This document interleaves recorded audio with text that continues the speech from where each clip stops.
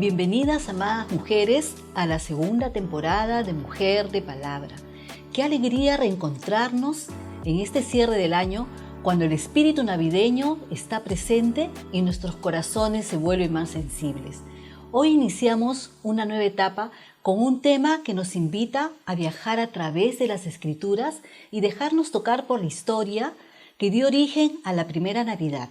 Una Navidad sencilla, humilde y llena de significado que aún hoy sigue inspirándonos.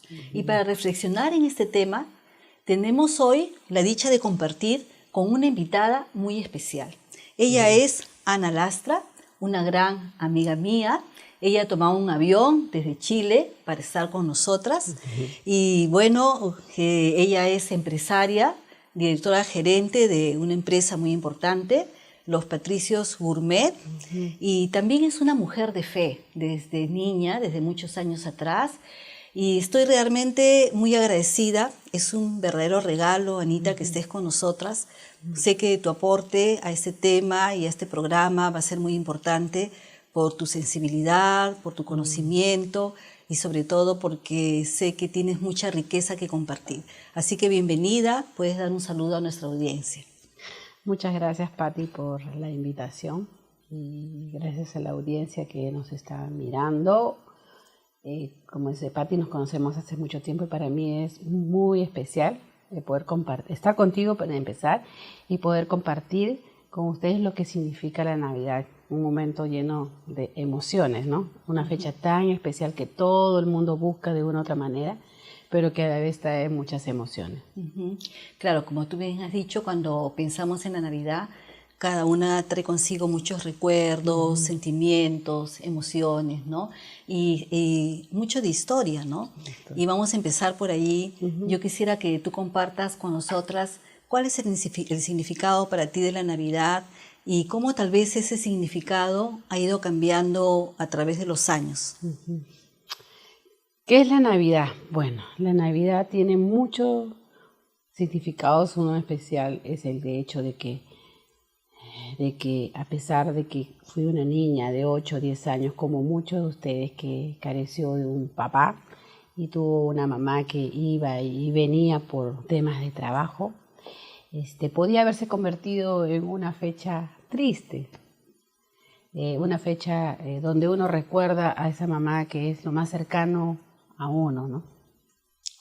Pero sin embargo, permitió Dios que lo conociera desde chica y que esa Navidad, que podía convertirse en algo triste, se volviera un sentimiento de gozo permanente, porque sabía que Dios era el que me cuidaba.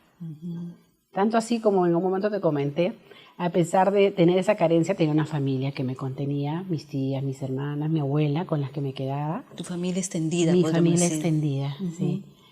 Pero sin embargo, si tú me preguntas si algo me faltó de niña en estas épocas, no, tuve una infancia muy bonita y recuerdo más lo bonito. Increíblemente, porque conozco, ahora que estoy viviendo en Chile, muchas mamás que están alejadas, que van a trabajar por sus hijos y muchas veces son años que no los ven por diferentes motivos. Entonces los niños crecen con sus abuelas, como sus tías, como fue mi caso. Y veo la tristeza de tanto de la mamá como de los niños que se quedan.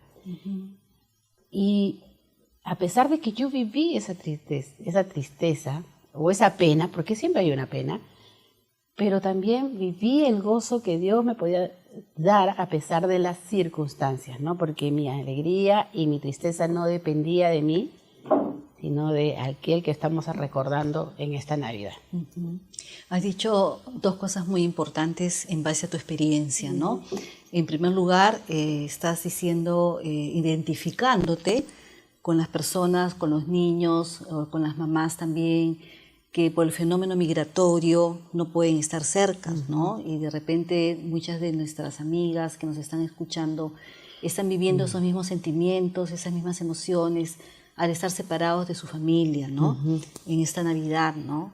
Y realmente es una experiencia que tú has pasado, ¿no? Y que muchas pasan, ¿no? El fenómeno migratorio, las circunstancias por las que muchas familias viajan y se separan, hacen de que haya esa separación, ¿no?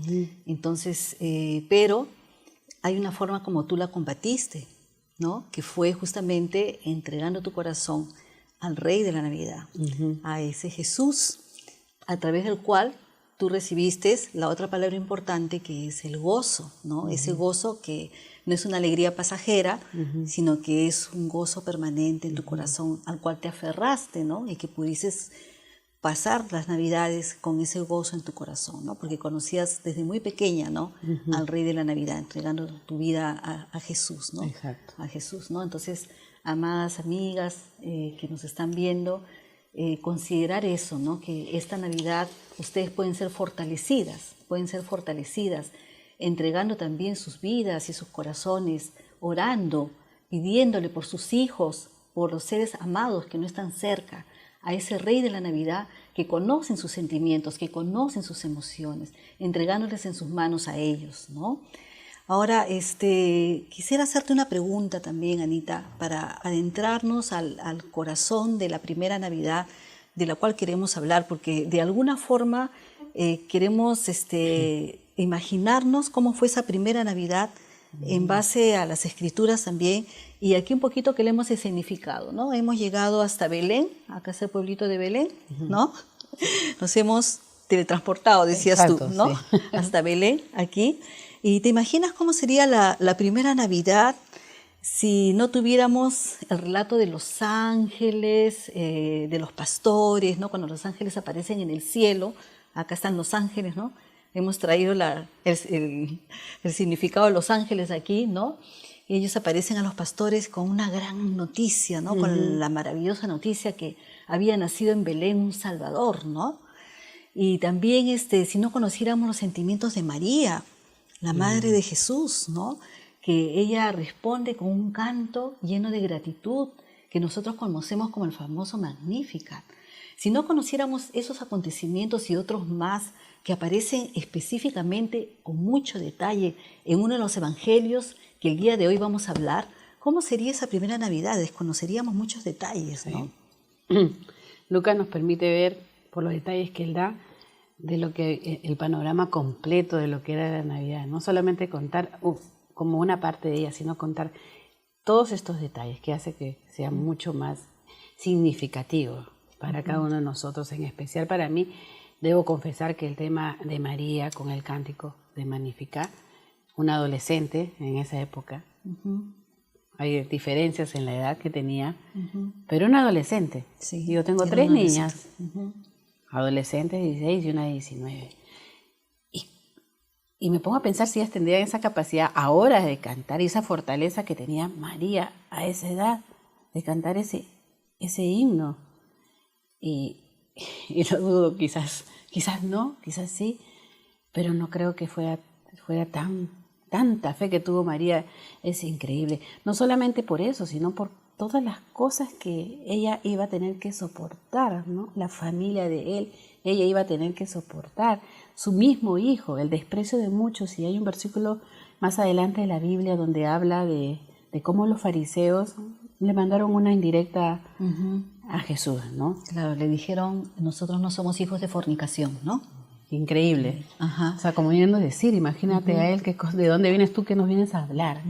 Y eso es algo tan real lo que hace Lucas, porque muchos de nosotros podemos identificarnos, muchos de nuestros televidentes, nosotros no podemos decir que hemos sido despreciados, o la gente cómo nos ha visto. Entonces ese detalle, o sea, es increíble cómo María, a pesar de todo eso, hizo ese hermoso cántico, porque ella no estaba sujeta a una emoción, sino un sentimiento que era un gozo permanente, que venía solamente de Dios. Y es que ahí que hizo ese hermoso cántico que todos recordamos en todos los lugares, las personas que creen en Dios y las que no creen en Dios, ese cántico es conocido, ¿no? Claro, sobre todo es un cántico en el cual ella muestra su obediencia, ¿no? Su espiritualidad, que conocía a Dios, que ella conocía a Dios verdaderamente, y su obediencia a Él, ¿no? Que estaba dispuesta a ceder su vientre, a ceder su voluntad, ¿no?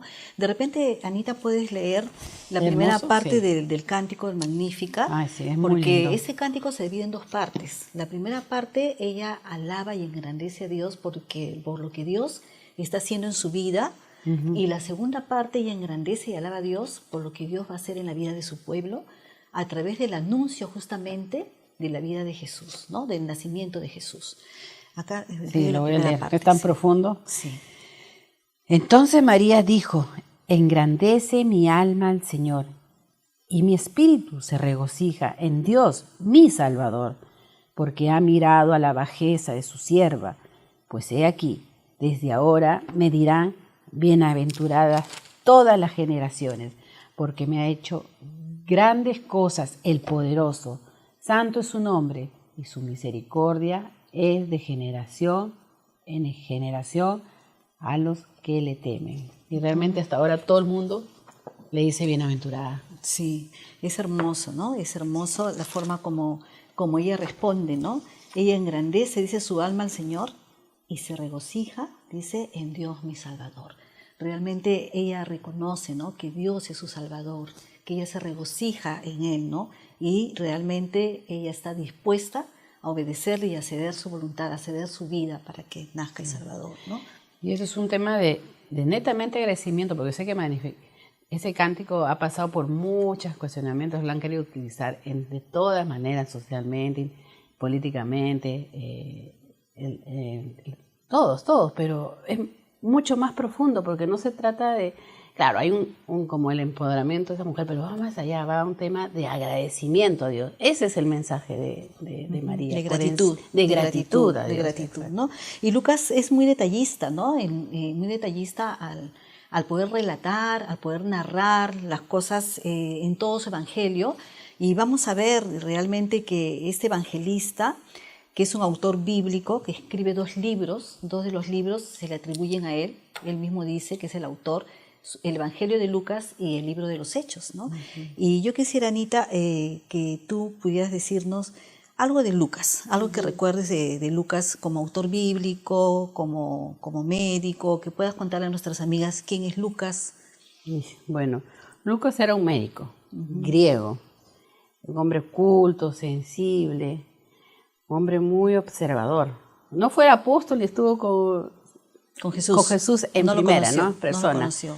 Pero sin embargo tuvo esa capacidad como médico, por lo que tú sabes, tú vienes de familias que también es médica, de buscar el detalle, no solamente saber de la persona, sino encontrar el diagnóstico de la persona, ¿no? Es una persona muy culta, que viajó mucho y acompañó a Pablo, y leal también, acompañó a Pablo hasta en sus viajes misioneros. En sus viajes misioneros, ¿no? Fue leal con él en su momento de sufrimiento. Entendió a Pablo, a pesar de que muchas veces a Pablo lo vemos como un apóstol muy, a veces tosco, brusco, pero que tenía una pasión, y él fue mucho más allá, ¿no? Y la acompañó hasta el último, quizás muchos lo dejaron, pero Pablo lo menciona hasta el último momento como el que... Claro, Pablo le llega a decir, solo Lucas está conmigo, ¿no? Exacto. Casi al final de su vida, ¿no? Sí. Bueno, y sobre todo nos enseñó el tema de cómo poder entender a cada persona, y buscó detalles de cada persona de la Biblia, ¿no? Muchas mujeres fueron mencionadas por él, muchos hombres fueron mencionados por él. Sí, ¿no? Lucas realmente se propuso escribir. Él se propone escribir el Evangelio investigando la vida de Jesús, y se propone escribir después también lo que continúa después del Evangelio, la historia de la primera iglesia, ¿no? Los hechos, la historia de la iglesia primitiva, ¿no? Entonces vemos que él es muy meticuloso, como tú dices, es muy detallista. Y él, al inicio de su Evangelio, él dice, ¿no? Que él se propuso investigar para escribir, y aunque no tuvo la suerte de conocer a Jesús, él sí se entrevista con las personas que sí lo conocieron, ¿no? Sí. Eso es muy interesante, ¿no? Para poder escribir con la verdad, dice, ¿no? Y dejar un testimonio de la verdad, ¿no? Dejar un testimonio de la verdad. Así que, querida amiga, si tú no sabías de que Lucas no conoció a Jesús y creías que sí, porque hay uno de los evangelios, no, pero es un escritor bíblico que escribe inspirado también por Dios, investiga para poder dejarnos esa historia. Y como vemos, es el que más detalles deja acerca de la primera Navidad y los primeros días también de la infancia de Jesús. Y como dice Anita también, en sus escritos también nos muestra, ¿no? A un Jesús que es compasivo, que se preocupa por los más vulnerables, a un Jesús que está allí detallando también la vida de muchas personas, y entre ellas también a muchas mujeres, ¿no? Entonces podemos recordar de repente a nuestras amigas que vean la importancia de Jesús, cómo nombra de repente a muchas mujeres en su evangelio. Anita, nos puedes nombrar tú algunas de ellas, yo nombraré a otras. Desde la primera Navidad, ¿cuáles son las mujeres que él va nombrando? Bueno, tenemos a Elizabeth. La madre de Juan el Bautista. La madre de Juan el Bautista, prima de María. Ahí la pone Lucas como una mujer justa y estéril. Y él se preocupó de poder decir ciertas cosas de esas para que podamos tener una idea clara de lo que era. A María, la madre de Jesús, en su humildad, en su obediencia. A Ana, la profetisa, una viuda devota. Las 3 primeras mujeres de la Biblia cuando comienza a verlo el tema del nacimiento de Jesús, ¿verdad? Tenía tu nombre la última. La última tenía mi nombre. Sí. Bueno, sí, estas 3 primeras mujeres que nombra Lucas justamente son 3 mujeres que son protagonistas, ¿no?, de la primera Navidad, porque a Elizabeth también, a su esposo, se le presenta un ángel para anunciar el nacimiento de Juan el Bautista, ¿no? Después tenemos la escena del ángel mismo, ángel Gabriel, se le presenta a María en la Anunciación para anunciar el nacimiento de Jesús. Y qué interesante que María, después de que Gabriel le anuncia, va a visitar a su prima Elizabeth, porque el ángel le dice que Elizabeth ya está 6 meses de embarazo, la que era estéril, como tú has dicho, ¿no? Y María va a comprobar eso. Y la historia es muy bonita, o sea, ustedes tienen que leer eso, tienen que leer el Evangelio de Lucas, porque María va a la visita y dice que ni bien siente la voz Elizabeth de que María está llegando a visitarla, dice que el niño que tenía en su vientre salta de gozo, sí. y Elizabeth llena el Espíritu Santo y dice unas palabras muy importantes. Dice: bienaventurada la que creyó, porque será hecho todo lo que el Señor ha dicho, ¿no? Entonces se dice: bienaventurada tú que has creído, le dice Elizabeth a María, porque te será hecho todo lo que el Señor te ha dicho, ¿no? Y ahí es donde María dice y responde: engrandece mi alma al Señor, y surge ese cántico conocido como el Magnificat, ¿no? Entonces todos esos detalles, imagínense 2 embarazadas, vientre con vientre, todas de un milagro del Señor. En el vientre Juan el Bautista, ¿no? En el vientre Jesús, ahí encontrándose las 2 mujeres, ¿no? Las 2 primas, ¿no? Y después Ana, la profetisa, que ha mencionado también acá su tocaya Anita, ¿no? Esta mujer viuda, hacía 84 años, que estaba allí en el templo sirviendo en oraciones, tiene el privilegio de ver al recién nacido, al bebé Jesús de 8 días, cuando lo llevan a circuncidar al templo, y ahí esta profetisa lo ve, y empieza a hablar del niño a todos, la primera predicadora que empieza a hablar del niño a todos, ¿no? Del Mesías, que el Mesías está aquí, ¿no? Entonces estas 3 mujeres que Lucas menciona, protagonistas de la primera Navidad, ¿no? Pero también hay otras mujeres más que Lucas empieza a mencionar, como la suegra de Simón Pedro, que estaba con fiebre y Jesús la sana, y inmediatamente que Jesús la sana, dice que ella se levanta y empieza a servirles. La viuda de Naín es muy interesante porque hemos dicho de que Lucas hablaba de los desvalidos, de los vulnerables, y uno de los más vulnerables eran las viudas, justamente, ¿no? Las mujeres que quedaban viudas, quedaban desprotegidas, y esta mujer había perdido a su único hijo. Jesús pasa por ahí y dice que lo resucita, ¿no? Lo resucita. Relata eso para hacer hincapié cómo Jesús se preocupaba por eso, ¿no? Cómo se preocupaba, ¿no? Por las viudas, ¿no? Y cómo vuelve a la vida también a un joven y lo devuelve a su madre, ¿no? Entonces con ese detalle está diciendo quién era Jesús, cuán compasivo era, ¿no? Y cuánto se preocupaba por los vulnerables, ¿no? También habla de una mujer pecadora que unge a Jesús, ¿no? En casa de Simón el fariseo, cuando todos hablan mal de esta mujer, si él supiera quién es quien lo toca, dice, ¿no? No se dejaría tocar por esta mujer, ¿no? Pero Jesús había dicho que había venido no por los justos, sino por los pecadores, ¿no? Y también habla de María Magdalena, ¿no? Una mujer que fue liberada de 7 demonios, ¿no? Y también Lucas la menciona ahí, ¿no? Entonces menciona a mujeres que tienen profundas necesidades físicas, emocionales, espirituales, y Jesús está allí para satisfacer todo este tipo de necesidades, ¿no? Hay otras mujeres, Anita, que tú querías mencionar también allí. Sí, la mujer del flujo de sangre, ¿no? Sanada al tocar el manto de Jesús. Imagínate Jesús, ahí se detalla cómo Jesús sintió, ¿no? Porque ella nunca había tenido el amor a nadie, porque imagínate estar todo el día con su familia, la iglesia no podía, no tenía un círculo, porque todas la despreciaban, desechada. Sin embargo, Lucas menciona que Jesús preguntó por ella, ¿no? Sintió cuando le tocó. ¿Quién me tocó? Y después le dice, hija, Hija, tu fe te ha salvado, eres sana. Qué Ella linda. que queda desechada y después le dice, hija. Imagina toda esa emoción. Se siente incluida, ¿no? Después de haber sido desechada. ¿Sí? Bueno, la viuda pobre, la que echa 2 monitas en el templo, otros iban en las esquinas del templo para decir que estaban orando, en cambio ella, silenciosamente, con lo único que tenía va, y Dios también cuida de ella, ¿no? La hija de Jairo, resucitada por Jesús. Marta, la hermana de María, aparece también en este episodio, que Dios también se preocupa por ella, ¿no? Por Jesús, por sus amistades. María de Betania, la hermana de Marta. Hermanas de Lázaro, las dos, ¿no? Sí, las hermanas que Jesús también fue para resucitar cuando resucitó a Lázaro, ¿no? A Lázaro, claro. Ahí se presenta él compasivo también, ¿no? Llora con ellas, ¿no? Llora por la muerte de su hermana, ¿no? Entonces vemos la humanidad de Jesús también, ¿no? Cómo se identifica con el ser humano, ¿no?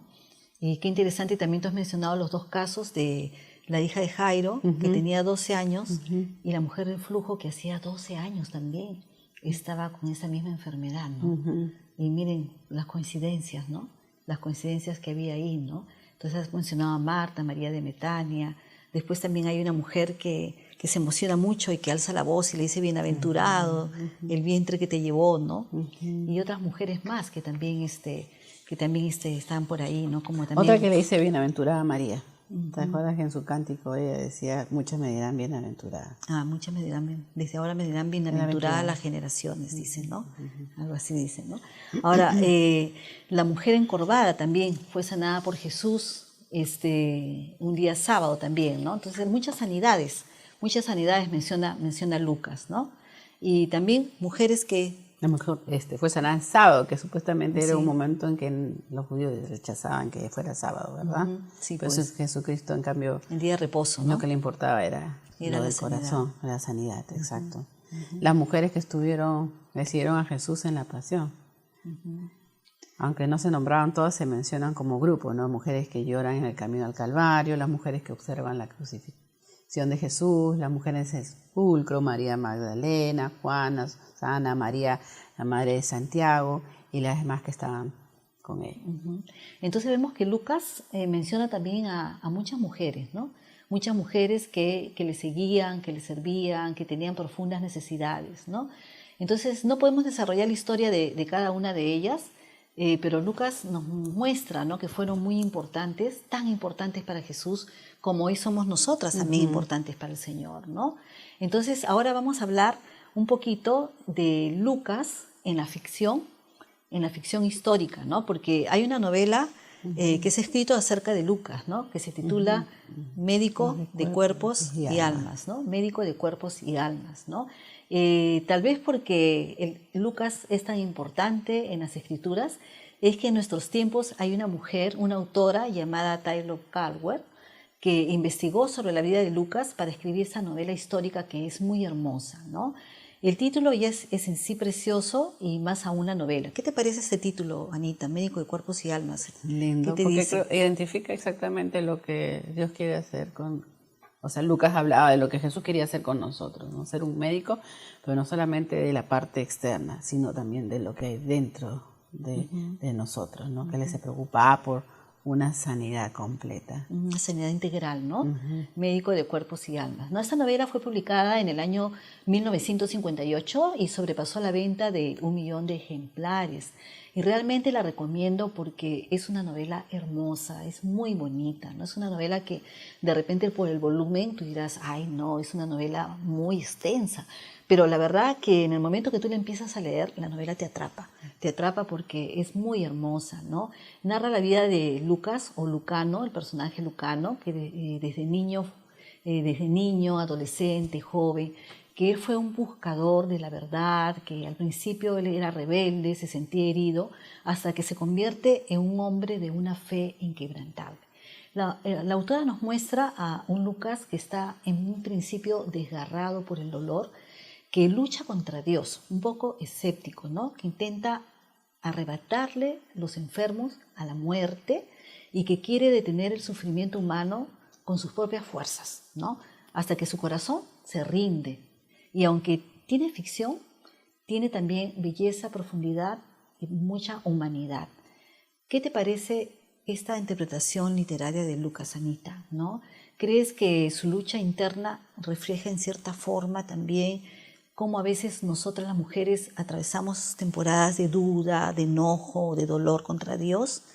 Porque de repente a veces cuando no entendemos lo que nos pasa o sufrimos, nos enojamos con Dios, ¿no? Luchamos con Él. Nos echamos con Él, ¿no? En la novela Lucas había experimentado situaciones así y no entendía por qué la enfermedad, por qué la muerte, y en principio él lucha contra Dios, ¿no? Uh-huh. Y de repente las mujeres también, nosotras a veces luchamos contra Dios de alguna manera. Sí.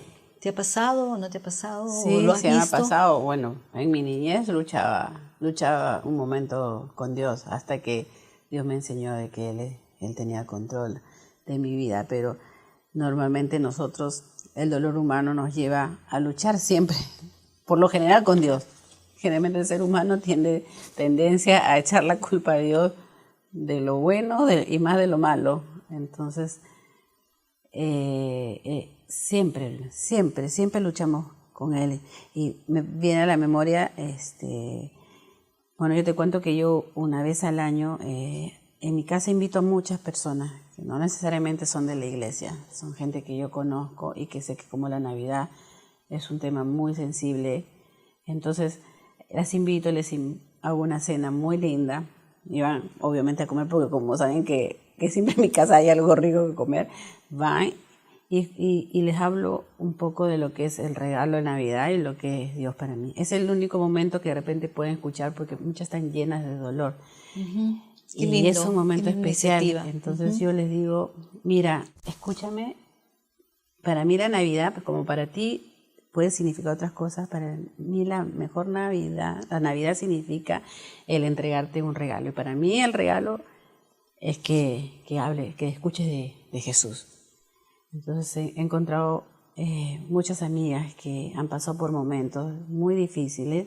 Pensaba en una en especial que tiene un niño en el espectro autista, que está en el colegio conocido por nosotros, y ha luchado porque su hijo esté ahí.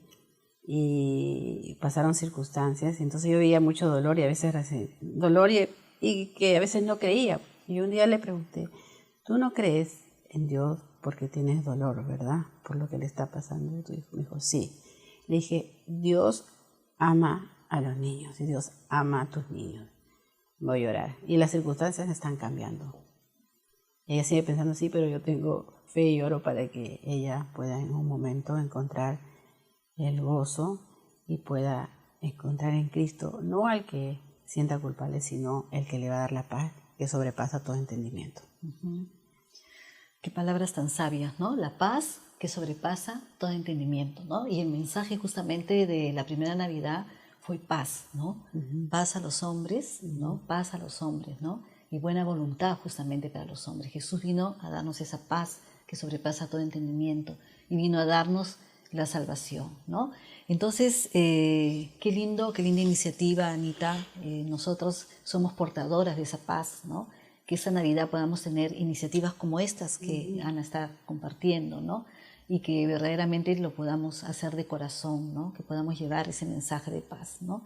Ahora, en la novela también, Lucas empieza a cambiar cuando escucha testimonios de personas que vieron y oyeron a Jesús, ¿no?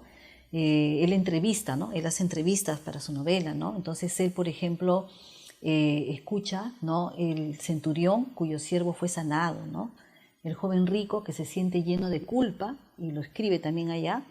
El soldado romano que escuchó la oración de Jesús en la cruz, que dijo, Padre, perdónalos, porque no saben lo que hacen, ¿no? Entonces, ¿cómo estas personas no han quedado impactados por, por el obrar de Jesús y por las palabras de Jesús.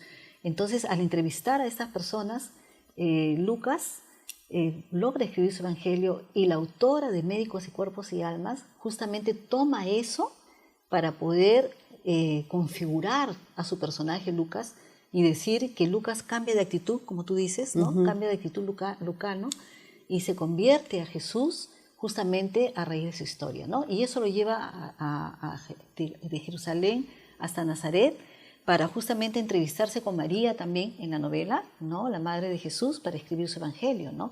Y me parece precioso, muy precioso, que la novela termina, Tyler Caldwell dice así, que la novela termina diciendo: esta historia continúa en el evangelio de Lucas y en el libro de los Hechos. O sea, ella vincula su novela, que la historia va a continuar en el evangelio de Lucas y en el libro de los Hechos, invitándonos a todas nosotras amigas, no solamente a que leamos la ficción histórica, una buena novela, sino que después de eso nosotros sigamos leyendo la Biblia, las Escrituras, porque allí está la verdad inspirada de Dios, el Evangelio de Lucas, ¿no? Y el libro de los Hechos, donde aparece la historia realmente completa. Ahora, Anita, ¿por qué crees que como mujeres es valioso que nosotros leamos esta historia de Lucas y el libro de los Hechos, de repente los dos libros consecutivamente, ¿no? Sí, porque en Lucas, como tú dijiste, él cuenta la historia de las mujeres, como, y se preocupa en la persona. En Hechos es esas mujeres que fueron transformadas y aceptaron ese gozo, como fueron las primeras, la primera cristiana, como es Lidia, y otras mujeres que va mencionando Lucas, ¿no? En una parte es histórica, en la otra es la parte donde ves lo que era Dios, la Biblia, y el significado que Dios daba eso al ser humano como persona. Creo que para nosotras como mujeres es muy valioso volver a leer Lucas, Hechos, porque allí vemos cómo Dios siempre ha mirado, valorado y amado a las mujeres, ¿no? En Lucas descubrimos a un Jesús que se acerca con ternura y con amor a nosotros. A todos los que menciona, pero voy a hablar en especial a nosotras mujeres. Como mujeres, ¿sí? Enfermas, heridas, viudas, despreciadas, desechadas, jóvenes, mayores, ancianas y niñas. Entonces es hermoso ver, ¿no? En Hechos, en Lucas, cómo pasa eso. Y en Hechos vemos cómo el Espíritu Santo las incluye en la oración, en el servicio, en el ministerio, levantando vidas, y sigue usando mujeres como nosotras. Mujeres con pecados, y como te mencioné antes de empezar, a mayor pecado, porque a veces nosotros como que nos castigamos las mujeres porque nos sentimos culpables de muchas cosas, culpables porque dejamos a nuestros hijos, culpables porque no somos buenas hijas, culpables porque quizás no estuvimos cuando nuestros papás o mamás fallecieron en momentos importantes, sentimos culpa, pero la Biblia dice que a mayor pecado abunda la gracia de Dios. Y para mí eso es clave. Independiente que vengas de una familia disfuncional o que tengas dolor en tu corazón, a mayor pecado abunda la gracia de Dios y puedes disfrutar de esa gracia, ¿no? Y darte a ti el gozo que todos queremos tener a pesar de las dificultades. Muy bien, ¿no? Sí, pues lo que Ana nos está diciendo es que cuando uno se arrepiente de ese pecado, la gracia de Dios nos restaura, ¿no? La gracia de Dios está ahí justamente para sanarnos, restaurarnos y tener esa entrada libre, ¿no? Al trono de la gracia, ¿no? Que nos puede limpiar y levantar y sanar, ¿no? Muchas gracias, Anita. Realmente ha sido muy grato compartir contigo este espacio, y queridas mujeres de palabra, al llegar al final de este encuentro, mi anhelo es que este recorrido por la primera Navidad nos haya despertado algo muy profundo, el deseo de acercarnos nuevamente a Jesús, no como una idea lejana, sino como ese Dios encarnado, tierno, cercano y lleno de misericordia que Lucas nos presenta con tanta belleza. Esa noche de Belén no estuvo adornada de luces ni celebraciones, pero sí estuvo llena de gloria. la misma gloria que los ángeles proclamaron a los pastores. Esos hombres sencillos y anónimos que fueron los primeros en escuchar la noticia más grande de la historia. Gloria a Dios en las alturas y en la tierra paz, buena voluntad para con los hombres. Esa proclamación sigue hoy viva, sigue resonando para ti, para mí, para cada mujer que busca sentido, consuelo, dirección o esperanza.